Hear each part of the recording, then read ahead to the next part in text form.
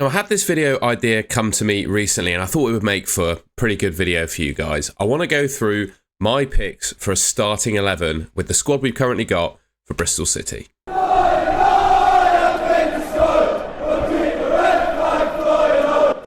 Now, before I tell you who I've picked, I just wanted to mention that nearly 75% of people that are watching these videos currently are not subscribed to the Robin's Nest YouTube channel. So if you haven't already, I'd really appreciate it if you could hit the subscribe button below. I'll have plenty more content coming your way before the start of the season, and I'll do my best to make as much good YouTube content for you about Bristol City as it goes on as well. All right, just quickly, a couple, bit of house rules, I suppose. I've used Lineup Builder to make this team. I'll leave a link to that in the description so you can check it out for yourself. All you do is click on these little player icons and you can search from, well, any player in the Bristol City squad is available in the tool, basically. I think it pretty much covers a sort of worldwide database of players, and it certainly covers all the players that Bristol City have registered at the moment.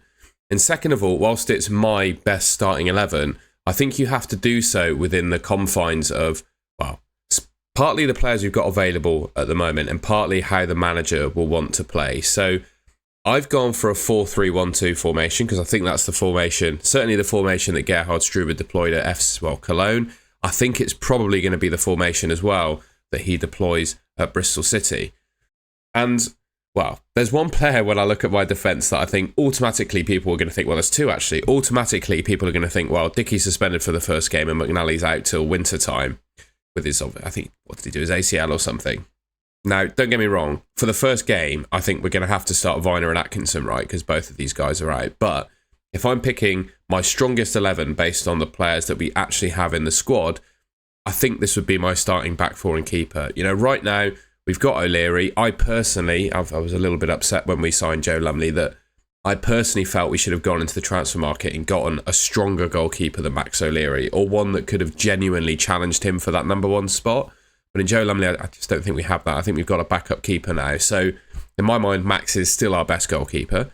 McCrory at right back. And I would actually say it's sort of opposition dependent. I think McCrory and Tanner both offer differing sort of strengths. McCrory is absolutely brilliant. Well, I think brilliant going forwards. Makes marauding runs, powerful runs. He's good in the air. Offers some sort of physical nastiness.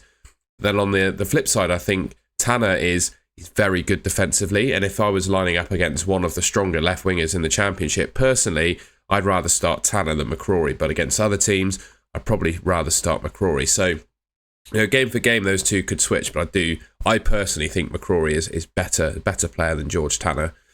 I'd go for McNally and Dickie. I think, you know, you got four centre-backs, right? McNally, Dickie, Atkinson and Viner, right? Atkinson, I suppose we haven't seen him play, well, I haven't seen him play recently enough to fully cast judgment on him yet. But I don't see how he's better right now than Dickie and McNally for me. Viner, he's an absolute stalwart in our starting 11, isn't he? But I'm probably missing something with Viner, but I personally don't think should be starting if we've got all of our defenders fit and we're playing a back four. That's just my personal opinion. I think he's got a mistake in him. He reads long balls pretty poorly. I don't think he's quite physical enough to be a top Championship centre-back either. So yeah, that would be my two starting centre-backs if they're all fit. We'll be in a scenario for game 2 of the season where obviously Dickie should be back from his suspension, but McNally will be out with injury.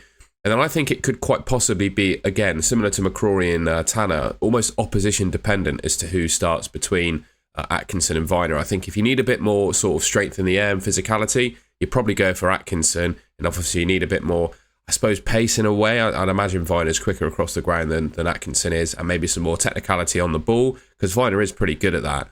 I think Viner almost reminds me more of a midfield player than a defender, but anyway, we'll scratch past that. I'd go for him. So does that make sense? I guess really the two centre-backs, well, Dickie's pretty much a stalwart, but the two centre-backs and right-back kind of can be opposition dependent.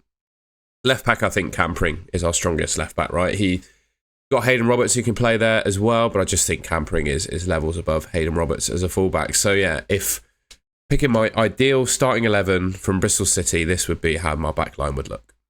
The midfield, I think, at least on paper, sort of picks itself for me.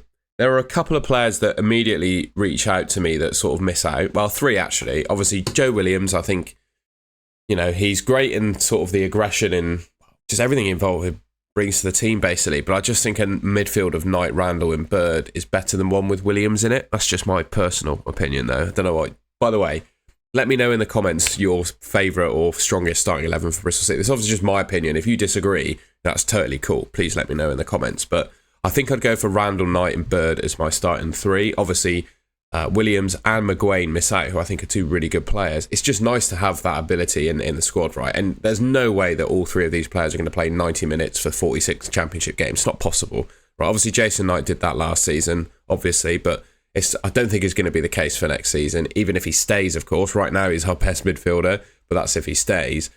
You're going to need some rotation, and that's obviously where Williams and McGuane come in. So they're going to get minutes, but I think in our strongest on-paper starting 11, they probably don't make it into the team.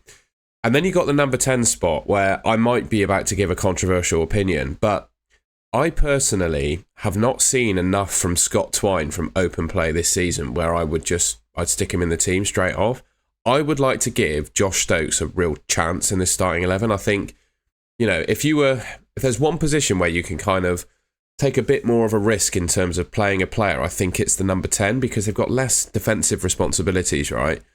I just think if he makes a mistake, he can probably be covered for it by other players in the team. It's just less risky, I think, to start, a youth player with less experience in that sort of position. And for me, I just go back to, and I have nothing against any of the players I've sort of criticised in this video, right? I don't have anything against them personally, just my opinion on how they actually fit into the team and how they play. But I don't think Scott Twine offers enough for Bristol City, like in open play. His real strength is scoring and taking free kicks, right? And having seen some highlights of Adam Randall, he's pretty handy at free kicks in dead ball situations as well. So losing Twine and gaining Randall means I think you've still got a decent free kick taker in your squad. I just think Stokes is going to offer more from open play than Scott Twine does. So it might be controversial to some, but I think this is how my midfield would line up. Knight, Randall, Bird and Stokes at the 10. Now, I think the front two is going to cause a little bit of controversy as well, to be honest. But bear with. I think at the moment, with the available forwards that we have, right, you're probably always going to catch flack if you pick Emil Rees, right? We just signed him from Preston. He's a solid championship forward, 12 goals last season. I think he scored up over 10 goals in the last 3 seasons for Preston in the Championship. He's a very solid, good Championship striker, and I think he walks into the starting 11 up front at the moment. So whatever happens, I put Rees up there.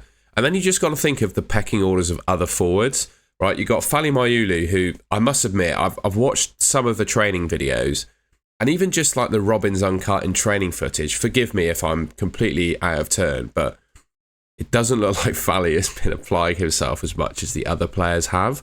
And that's something, obviously, I'd imagine that we saw last season why Liam Manning didn't rate him either and sent him out on loan.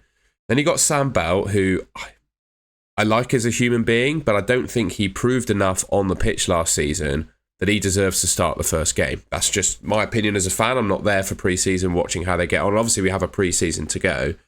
He might do well in the pre-season games and justify his start. But right now, I think the leading forward, given we've just lost Nahki Wells, of course, is Sinclair Armstrong alongside Emil Rees.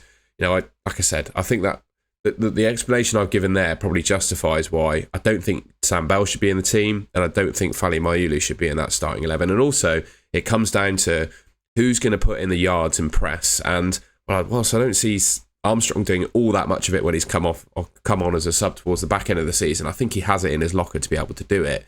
And Sam Bell definitely does too. So I think, personally, Struber is probably going to do a favourite. Rees, Armstrong, Bell, Mayulu. I think that's probably the order that he'll do it. Like if one of these strikers gets subbed off, for example, I think Sam Bell would be most likely to come in. So yeah, I know McNally's obviously, we're going to go through the team in full now. I know McNally's obviously out until, I think it's basically Christmas time. So I think I'd probably look to play Atkinson or Viner there, opposition dependent. And then when McNally's back into the team, I think he starts for us. O'Leary is our strongest keeper. McCrory Tanner's a little bit opposition dependent. I think Knight, Randall, Bird probably start most weeks that they're fit for. But again, I think we've got great cover in McGuane and Williams. I think that's pretty good.